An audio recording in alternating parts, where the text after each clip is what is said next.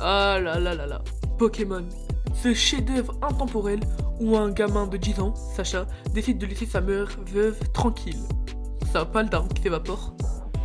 Pour partir capturer des bestioles dans des boules magiques. Objectif, devenir maître Pokémon. Petit spoiler, en 25 ans, il galère à mort. Pokémon, enfin. Les personnages caricaturaux. Pour commencer, il y a Sacha, le héros, aka le gars qui ne vieillit jamais. Putain, il a 10 ans depuis 10 ans. Et un QI équivalent à celui d'un Ratata. Non, en vrai, ça se fait pas, les gars. Mais ça se fait pas pour le Ratata. Sans oublier que ce trou de balle oublie quand même à chaque saison les bases qu'il a apprises avant. Mais bon, il a Pikachu. L'élu qui fait péter des légendaires alors qu'il galère contre un Yama. Ou un Yadma. Comme vous voulez. C'est comme si je te disais que je te foutais de toi dans une cave. Oui, toi, face à Tyson Prime, et que tu le battais par chaos technique. Toi, comme moi, on se ferait éteindre ça. Et vraiment, il n'y a pas de débat sur ça. Tyson Prime, pas de choses à dire en plus. On continue ensuite avec Onjin. La tsundere par excellence. J'ai même pas besoin de parler, je pense. Là pour aller et remplir le quota féminin. C'est tout, elle est là juste pour ça. Puis il y a Pierre, le stalker creepy, qui drague tout ce qui a une blouse blanche. Une belle équipe de baltrons, ça. Je vous ferai dire, mais en plus, il y a aussi ces pseudo méchants, dont je vais vous parler tout de suite. La Team Rocket, les gars, mais bien sûr, quand on parle de Pokémon, on y pense forcément en tant que méchant. Les méchants les plus nuls de l'histoire, on va pas se mentir. Jessie, James et Meowth passent leur vie à se faire dégager par un Pikachu. Le même Pikachu qu'ils essayent de voler à chaque fois. Les gars, c'est un Pikachu. Bon, après, il y a un esprit shonen qui est beaucoup là dans Pokémon. Et c'est ça qui explique ça. Mais non, Pikachu, il se fait éteindre par un Yanma. Par contre, il arrive à tabasser des Pokémon légendaires normal. Ça, je l'avais déjà dit, mais quand même. Mais le pire, ah oui. Et ils répètent leur discours de loser dans chaque épisode encore et encore. J'en ai marre, ça finit par me rentrer dans ma tête. Mais le pire, mais leur patron, les gars, leur patron. Le patron, il n'en voit que, alors qu'à chaque fois, ils se font... Je peux même pas le dire sur YouTube tellement ils se font hagar. C'est une dinguerie, ils se font tabasser à longueur de journée et le patron, il se dit jamais, peut-être que je devrais envoyer une autre équipe et qu'elles seront plus utiles qu'eux. Bon, passons au prochain point. Bon, depuis tout à l'heure, j'en parle pas, mais... les épisodes, un copier-coller éternel. Voilà, c'est simple. Chaque épisode, c'est la même sauce. Au début, Sacha croise un random avec un Pokémon exotique. Il commence à l'affronter. Oh là là, j'ai perdu. Tu es trop fort. Peux-tu m'apprendre comment tu as fait ça?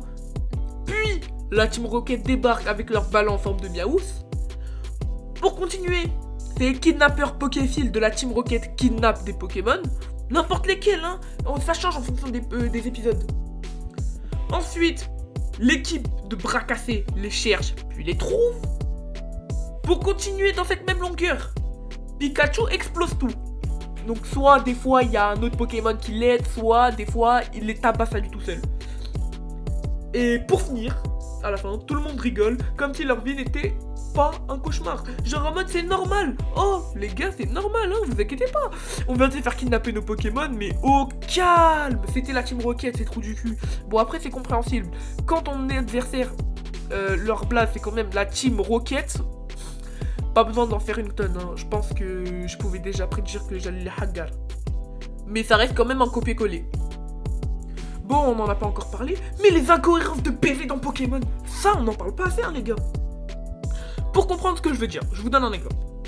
Pikachu, dans un épisode, il a battu un Dracolos, ok? Il bat un Dracolos un jour. Et le lendemain, il a galéré contre un Rocabo, les gars. Hein, la première évolution. Tu m'aurais dit un... Comment il s'appelle là? L'autre tête de con. Tu m'aurais dit sous sa forme évoluée. Un Lougarok. Je t'aurais dit, vas-y, Belek le Lougarok, il était un peu de forme. Mais un Rocabo. La logique, elle est où? Ah, c'est bon, je la vois. Elle est en train de se faire kidnapper par la Team Rocket. Bon. Ensuite, les champions d'arène qui donnent des badges pour un combat moisi ou même pour un discours moralisateur. Zéro mérite, full copinage les gars. Et puis c'est simple de tabasser une arène.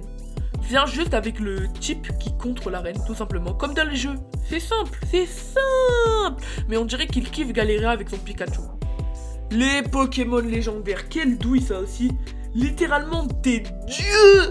Mais ils deviennent potes avec un gamin en échange d'une baie, l'équivalent d'un fruit. Genre en mode j'arrive, je te passe une figue, Salem, ça va? Alhamdoulilah, vas-y viens avec moi, deviens sahab. Vas-y on est potes. Nickel. Et aussi, cherchez pas la logique. Elle a disparu elle aussi, kidnappée par la Team Rocket, sûrement, je sais pas. Mon frère, un dieu qui devient sahab avec toi en échange d'un fruit. D'un fruit. Et aussi, une chose, les Pokémon là qu'il a à chaque saison et qui après disparaissent, ils passent où? Ouais non, parce que c'est bien beau d'avoir un Lougarok, c'était quoi déjà, du crépuscule dans une saison. Mais pourquoi il est pas là la saison d'après? Moi je m'étais accroché au Lougarok. Il est où aussi le Amphinobi? Hein? Ouais, ça y est, je laisse tomber.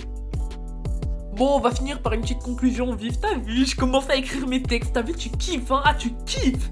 Bon, pour la conclusion. Pokémon, c'est un truc immortel mais ridicule. Comment expliquer ça? Pokémon, c'est un paradoxe. C'est médiocre, répétitif et incohérent. Mais on continue de regarder, pris dans un mélange de nostalgie et de déni. Parce qu'au fond, c'est toujours un plaisir coupable de voir Sacha se faire éclater par des dresseurs random avant de miraculeusement gagner grâce au pouvoir du héros shonen et de l'amitié. Mais quand on regarde, on s'aperçoit de plein de défauts qu'on ne voyait pas quand on était petit parce que tout simplement on était subjugué par les Pokémon en fait. Tout simplement. Merci d'avoir regardé la vidéo. On se revoit bientôt pour une prochaine. Et n'hésitez pas à vous abonner, liker et partager. C'était Kikikin. À la prochaine. Ciao ciao.